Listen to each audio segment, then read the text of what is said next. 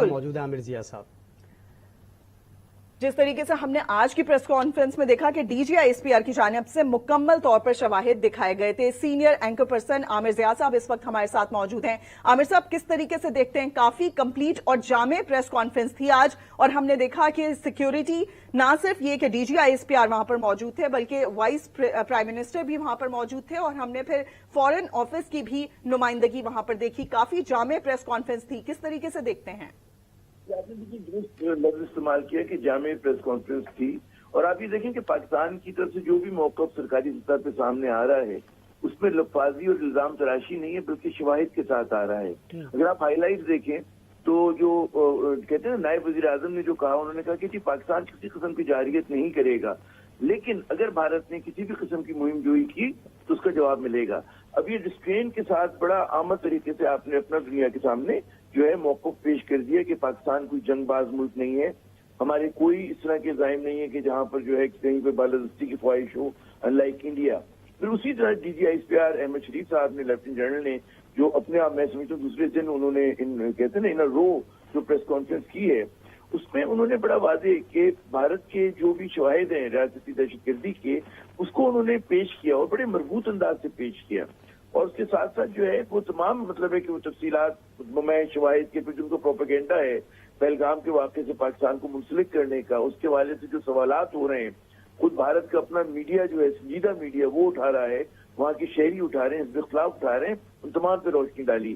تو میرے خیال میں ایک مشترکہ متحدہ ہماری سول اور ملٹری جو لیڈرشپ کا پیغام تھا کہ پاکستان کی جو ریسٹرین کی پالیسی ہے, ہماری جو امن کی خواہش ہے, اس کو آپ کمزوری نہ سمجھیں, کیونکہ اگر آپ نے مہم جوئی کی تو یقیناً جیسے کہ آپ نے 2019 فروری میں پاکستان نے بڑا مضبوط جواب دیا تھا, ان کے 2 سیارے تباہ کیے تھے, 2016 میں دیا. پھر آپ پرویز مشرف صاحب کا دور یاد کریں کہ جب بھارت جارحیت کے موڈ میں تھا اور وہ اپنی پوری فوج موبلائز کر کے پاکستان کے سامنے لے کر آ گیا تھا, اسی طرح پاکستان کی بھی موبلائزیشن تھی اور پاکستان نے ان کو آگے بڑھنے نہیں دیا تھا. تو دونوں نیوکلیر ریاستیں امید یہ کرنی چاہیے, جو کہ ہماری ریاست کا موقف ہے, کہ جناب چیزیں آگے نہ بڑھیں, سفارتکاری سے کوئی راہ کو نکالا جا سکے, کیونکہ نیوکلیر طاقتوں کے درمیان اسی لیے ہوتی ہے کہ جناب کوئی جو ہے نا کہ چیزیں ایسکیلیٹ نہ کر جائیں. کہتے ہیں جنگ نہ کرنے کے لیے آپ کے پاس نیوکلیر پاور ہوتی ہے.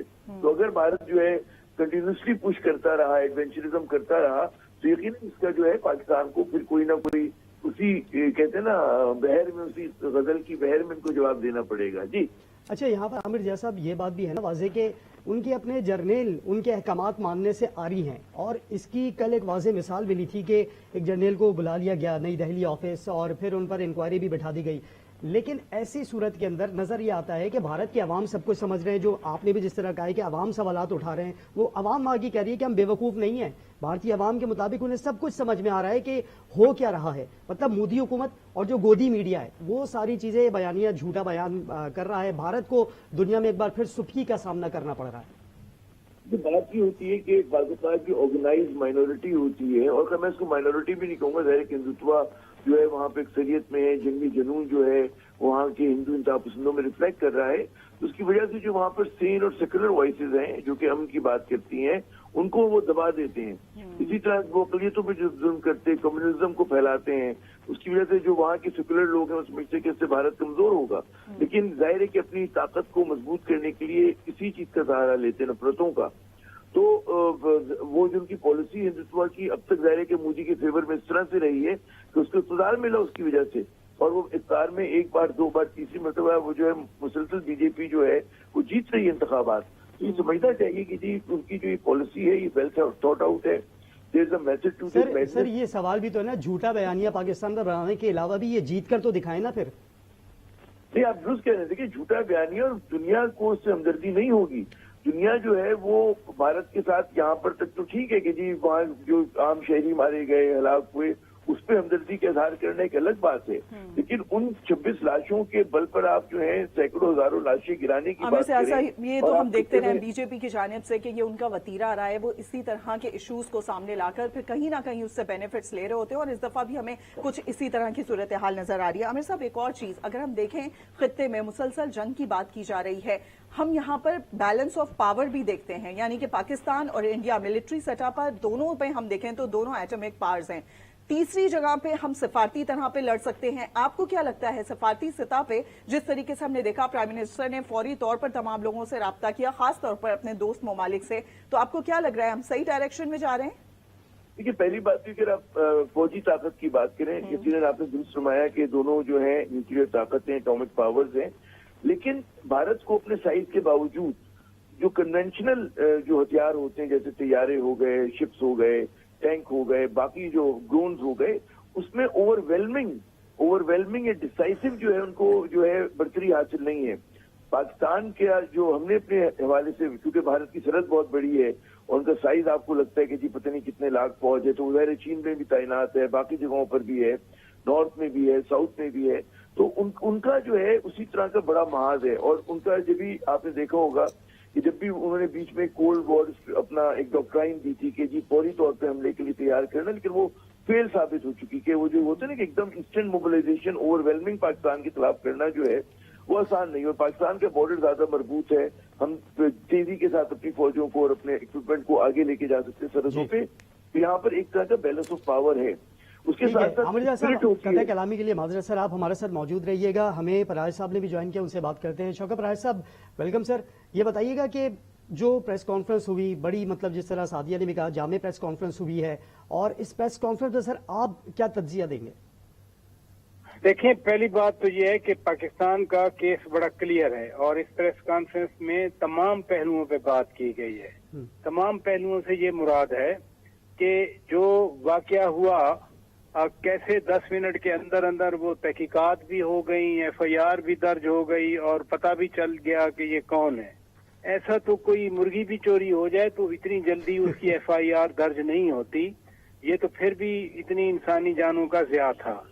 दूसरा, जो भारत की तरफ से ये बात आई कि पाकिस्तान ने मजम्मत नहीं की, जैसे हम कहते थे कि जाफर एक्सप्रेस में जो दहशतगर्दी हुई यहाँ बलूचिस्तान में, पाकिस्तान में, तो इंडिया ने मजम्मत नहीं की, तो उसका तो डिप्टी प्राइम मिनिस्टर इसहाक डार साहब ने बड़ा वादे जवाब दे दिया। आलमी बरादरी के हवाले से भी बात कर दी गई कि आलमी बरादरी किस तरह खुद भी सेंसिटाइज हो रही है और पाकिस्तान भी कर रहा है। मसलन आज ही अमेरिकन नाज़िम अल उमूर भी मिली नायब वज़ीर आज़म इसहाक डार साहब से और इन्होंने कोई 10-15 वज़ीर ख़ारजा से भी टेलीफोन पर बातचीत की।